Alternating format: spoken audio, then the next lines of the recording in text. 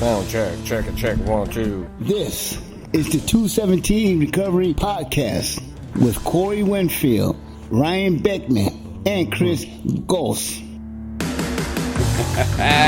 What do you think? Yes, My name's changed again.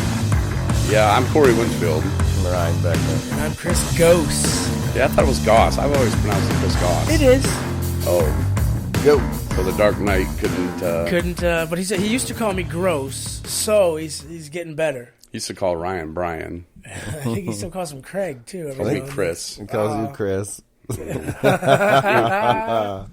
It doesn't matter. Broccoli. Whoa, you need some broccoli? I need some Marlboros. You need some vitamin C. I did buy some orange juice today. I went marketing. Good job. You got some sugar. What else you get? You get something with vitamin C in it? I got some Frosted Flakes. That probably has more vitamin C than your orange juice. No, I got orange juice. That's got vitamin C. Plenty of it. I can go get the bottle right now, drink half of it. If not, I already have. That's the sugar. Oh. So the broccoli has plenty of sugar, too? No, broccoli doesn't have any sugar. It's none. Bubkiss. It's diet broccoli. Yeah, just like that kale that you eat, too, right? Listen to him go. No, I got this Vaping. You got a vape. viral infection in the sinuses, and what it does is it makes the mucus drip to your lungs. I'm bored now. It makes that sound. He's just a sicko. And then when you cough it, it's bringing it back up. So my lungs are like, Psh, get out of here, stupid. Cool lights. Yeah, the 217 Recovery Studio / the Beckman Room. The Beckman Room. Got the mood lights going. They're not in permanent position, but I took one step towards finalization. So we have to set the scene, though. So Ryan, picture king-size bed. A king.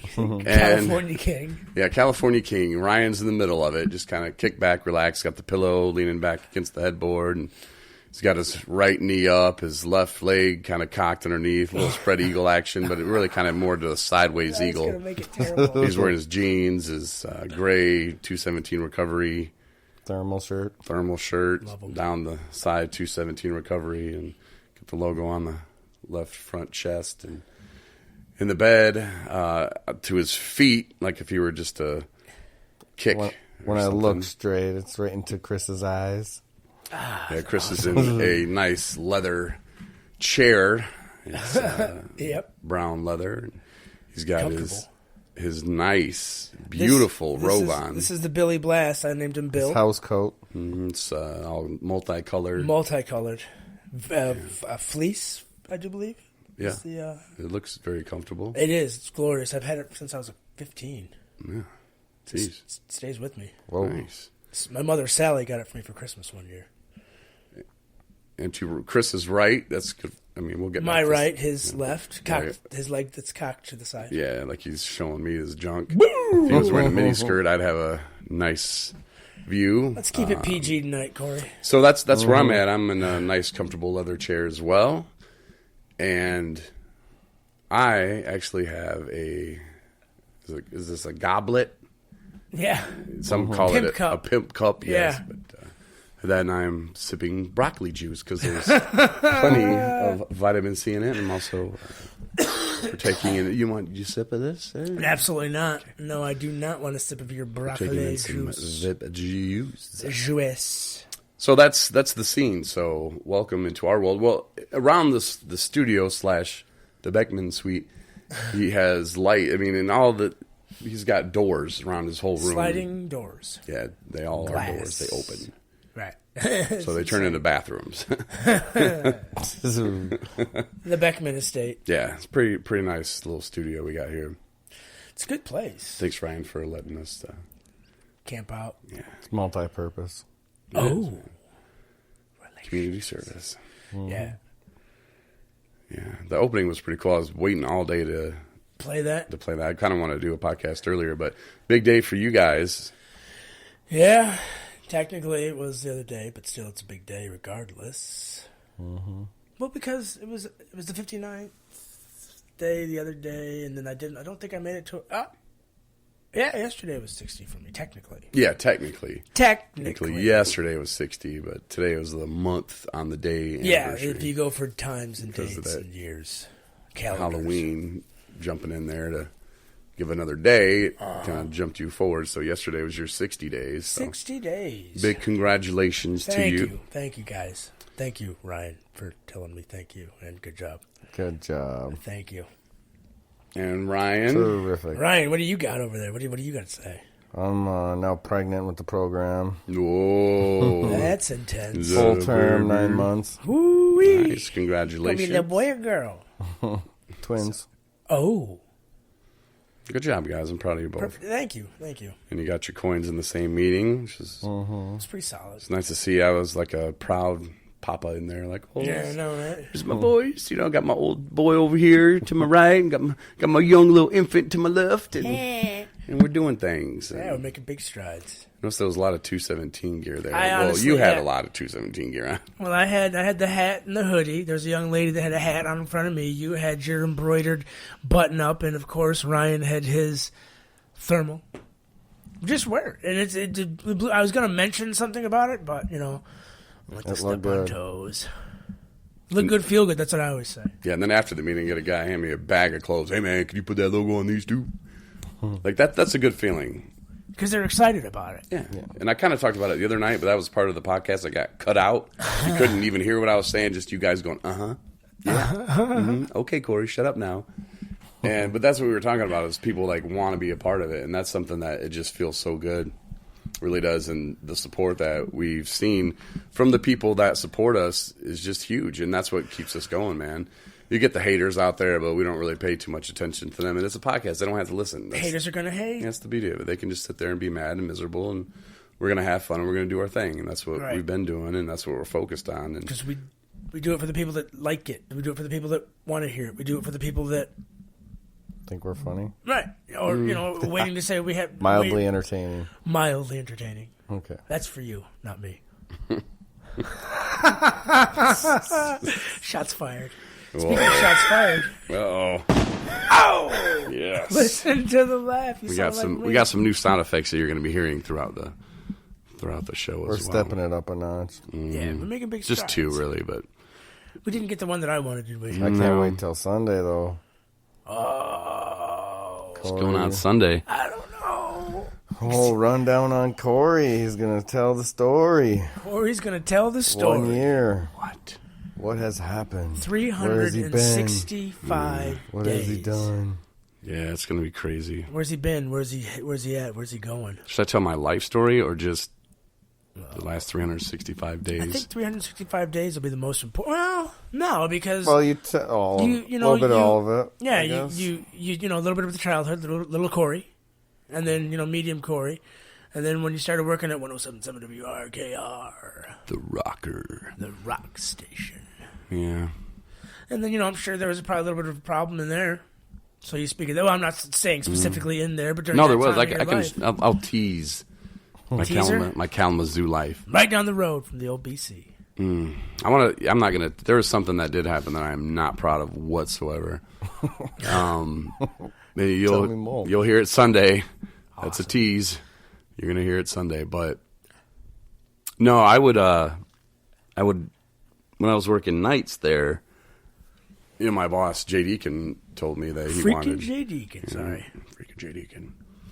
He told me he wanted me to do a morning show at night. He wanted me to just go as crazy as I wanted, so I would. But when I was working nights, I had a real problem with getting switched from middays to nights.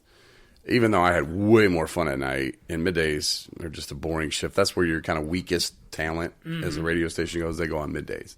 Well, unless they're like a hot chick or something. But it's like, you just put them on middays. People are at work. They're not really paying attention anyway. Right. It's like a shift that you can just throw in there. And so when he told me he wanted me to do the morning show at night, and I was like, yeah, okay, you're just kind of making me feel better about now having to work 7 to 11, 7 to midnight or whatever it was. And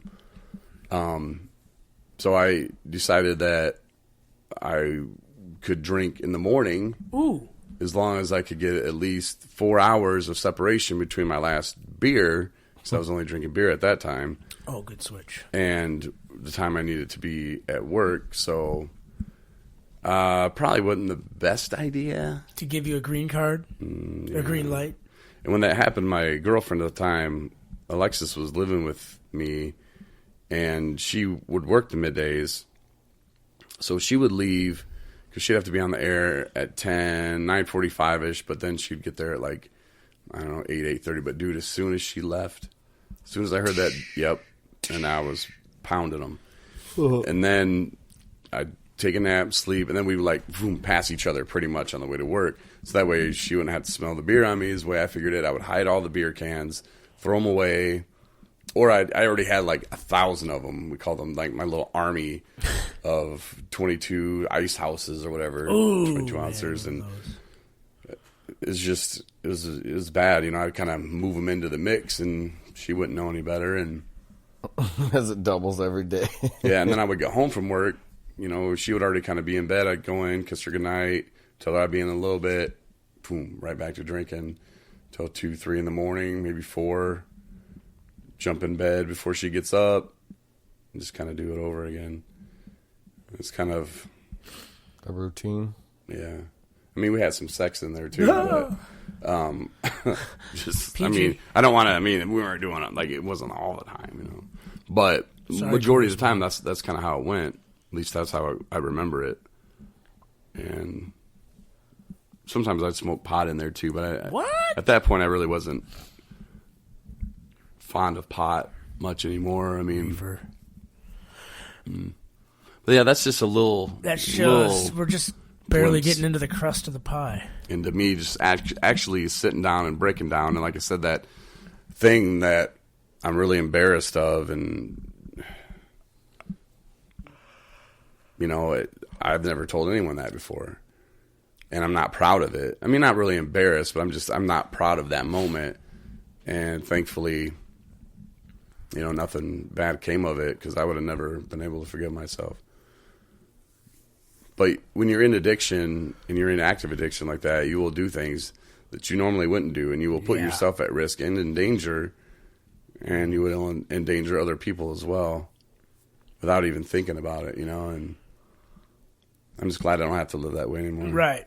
And, you know, things that we've done. My parents had helped bond me out of jail. And I happened to find an envelope with money, 20s, 50s, 100s. Took a 20 out one day, heard nothing. Took 40 out the next day, heard nothing. And, you know, I'd probably racked up $2,000, $1,500 and something. Jeez. And this was, you know, within 15 days of being bonded out by my parents. And I just kept going back. And I was buying my giddy up. I was buying this. And one morning after me and this lady friend were, you know, using a note of paper slips under my door, and it says, "Stop taking money, Mom." And I looked at it and I showed her. I was like, "See, I told you, go make money now. You got to go make money now." Went right downstairs. Heard my dad yelling at my mom. He needs to get the hell out of here. He's ridiculous. He stole this much money. And I went right back down and took more money. Yeah. That's one that, you know, I guess people, you know, just the bullshit, the crap we do is insane. Yeah. Unbelievable. But it doesn't define us today. No. We had to walk. Yeah, I posted something on our Facebook page the other day. I figured, and I spoke for all of us. I tagged you guys in it. I might have reposted it or whatever. Shared it or reposted it. Accepted the tag. I don't know what. You know, with me and Facebook, we're not really good friends. Right. It might have added to my timeline. I don't know. He copied it and then pasted it. I didn't do anything without sharing it. I just hit it. Except I don't know what it did. But the thing I shared, it said something like that about how we, you know, had to go through our dark times to be able to appreciate what we have today. And I think that's very true in my case anyway. And I think, you know, you guys, everybody. Yeah, you know, there's a guy that has a quote that works at a place where I used to go to. His quote is, you know, there may be somebody else's, but your past doesn't define your future. The things that we did are going to make who we are today. It's a story. It's